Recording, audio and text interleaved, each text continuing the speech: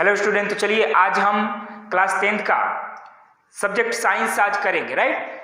Science की तरफ बढ़ेंगे तो 8 चैप्टर जो है कि जीव जो है जनन कैसे करते, राइट। चैप्टर नंबर 8 है बराबर कि जीव जनन कैसे करते, राइट। चैप्टर नंबर 8 है, देखिए कि जीव जनन कैसे करते हैं बराबर।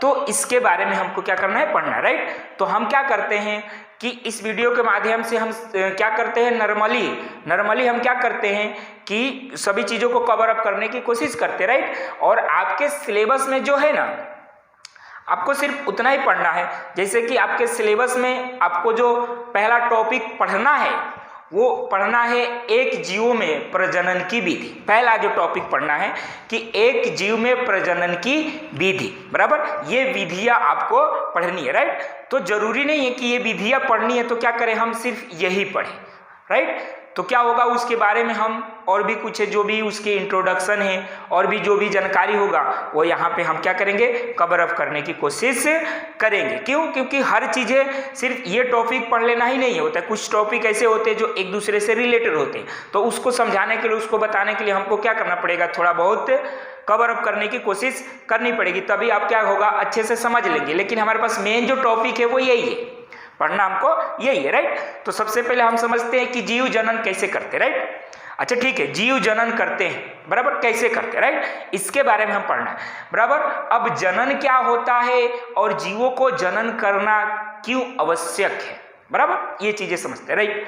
तो चलिए देखिए, कोई भी जीव होता है ना, कोई भी जीव होता है तो वो पोषण कौन से काम करता है, पोषण का, श्वसन का और उत्सर्जन का, ये 3 क्रिया करते ही करते हैं बराबर। कौन सी क्रिया? 3 क्रिया। कोई भी जीव होता है वो 3 क्रिया लगभग करते हैं। पहला पोषण, दूसरा जो होता है वह श्वसन का होता है और तीसरा जो होता है वो उत्सर्जन का होता है, राइट। ये 3 क्रिया कोई भी जीव करता है बराबर।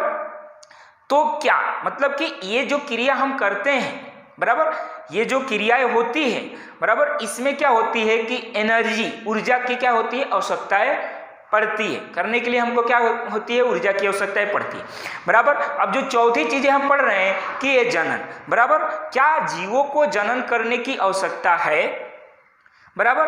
क्यों इसकी आवश्यकता है, क्यों? क्योंकि जब भी हम ये जनन होता है जीवों में, इसके लिए क्या होती है, अधिक से अधिक एनर्जी की, अधिक से अधिक ऊर्जा इससे जनन प्रक्रिया के दौरान लगता है। तो क्या हमको जनन क्यों करें बराबर, जीव क्या करे, जनन क्यों करे बराबर।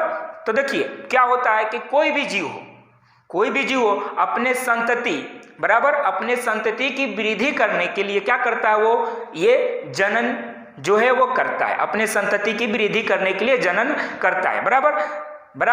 जैसे कि कोई भी जीव है, अगर वो जनन ना करे तो आने वाले समय में क्या होगी, आने वाले समय में उसकी क्या होती है, उसकी अस्तित्व धरती से क्या हो जाएगी, खत्म हो जाएगी बराबर।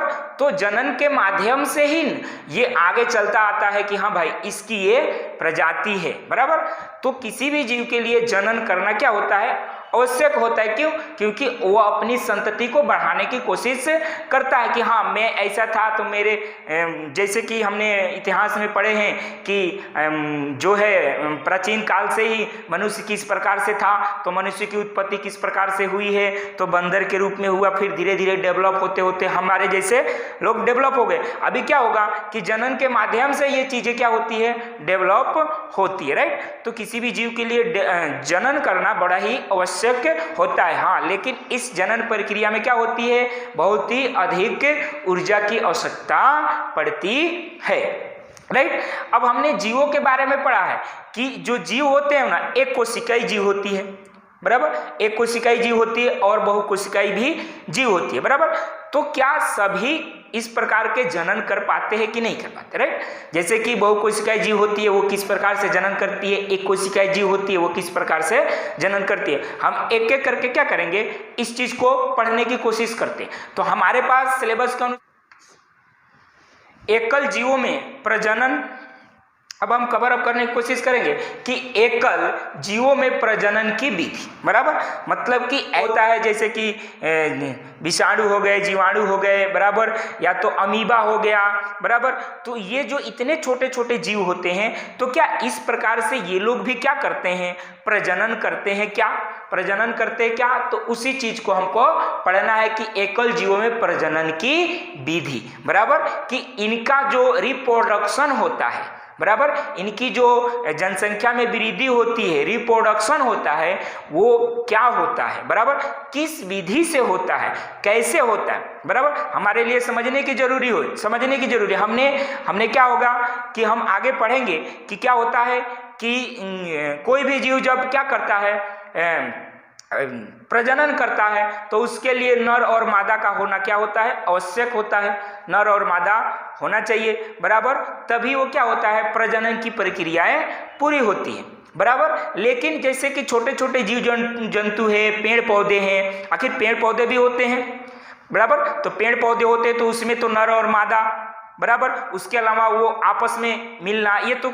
असंभव सी चीजें हो जाती है, राइट, तो असंभव सी चीजें हो जाती है। तो आखिर उन जैसे जीवों में, बराबर, किस प्रकार से प्रजनन की प्रक्रिया होती है, ये सब चीजें क्या करेंगे, हम समझेंगे, राइट। तो हम क्या करते हैं, पहले इसको समझते हैं कि एकल जीवों में प्रजनन की विधि, बराबर। तो आपसे पूछा जाए कि एकल जीवों में प्रजनन की कितनी विधि है, तो आपको एकल जीवों में प्रजनन की आपको विधि दी गई है।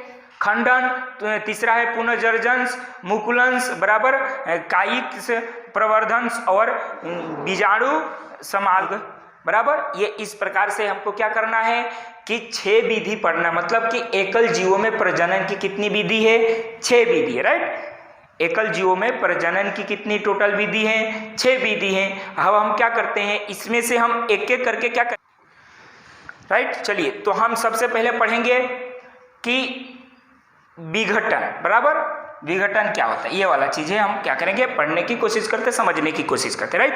तो विघटन क्या होता है, बराबर, तो जो भी एक कोशिकीय जीव होते हैं, बराबर, जो भी एक कोशिकीय जीव होते हैं, तो उनमें प्रजनन किस प्रकार से होती है, तो उनकी शरीर जो होती है ना, वो क्या हो जाती है, विघटित हो जाती है। क्या लिखा है, विघटन, मतलब कि उसकी शरीर जो होती है वो विघटित हो जाती है, विभाजित हो जाती है, राइट। जैसे कि जो भी एक जीव एक कोशिकीय जीव होती है, बराबर, एक कोशिकाएं जीव होती है, तो उसमें क्या होता है कि उनकी शरीर जो होती है ना, वो विभाजित हो जाती है, बराबर, वो विभाजित हो जाती है, और विभाजित हो जाए, एक में से कितने हो गए, 2 भागों में वो क्या हो जाते हैं, बट जाते हैं, बराबर, 2 भागों में बट गए, तो इस प्रकार से क्या होती है, बराबर। अब 2 भागों में बट गए तो एक में से कितने जीव बन गए, 2 जीव, बराबर। उस प्रकार से उनकी क्या होती है, संतति होती है, बराबर। जैसे कि हमने जीवाणु, प्रोटोजोआ, बराबर, जीवाणु हो गए, प्रोटोजोआ हो गए, इनकी शरीर क्या होती है, विभाजित हो जाती है, 2 भागों में क्या होती है, विभाजित हो जाती है, राइट। और इस प्रकार से उनकी संतति, या तो इस प्रकार से उनकी प्रजनन की प्रक्रिया क्या होती है, और इन प्रकार से उनकी जो भी जनरेशन है, वो जनरेशन में क्या होता है, वृद्धि होता है। लेकिन क्या होते हैं कि बहुत सारे, राइट, तो हमने पढ़ लिया कि किस प्रकार से एक कोशिकीय जीव जो होते हैं वो क्या होते हैं, विघटन माध्यम से क्या करते हैं, अपनी जो है वो क्या करते हैं, वो प्रजनन की प्रक्रिया इस प्रकार से करते हैं। लेकिन कुछ ऐसे एक कोशिकीय जीव होते हैं, बराबर, बहुत सारे ऐसे भी एक कोशिकीय जीव होते हैं, जैसे कि प्लाज्मोडियम, बराबर।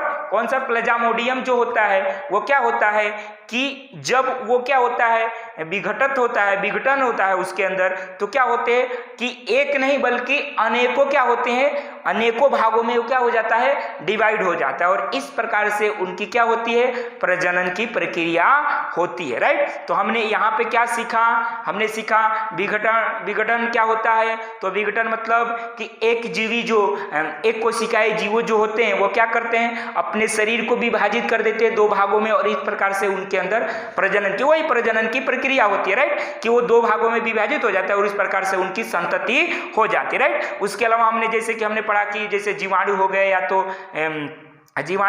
तो अमीबा हो गया, बराबर, ये सभी चीजें होती हैं। उसके अलावा बहुत सारे ऐसे भी एक कोशिकीय जीव हैं, जैसे कि प्लाज्मोडियम, ये क्या होता है कि जब वो विभाजित होता है तो क्या होगा, एक से अधिक, मतलब कि बहुत सारे खंडों में विभाजित हो जाता है, बराबर, अनेकों कोशिकाएं में विभाजित हो जाता है, जिसके कारण वो एक साथ बहुत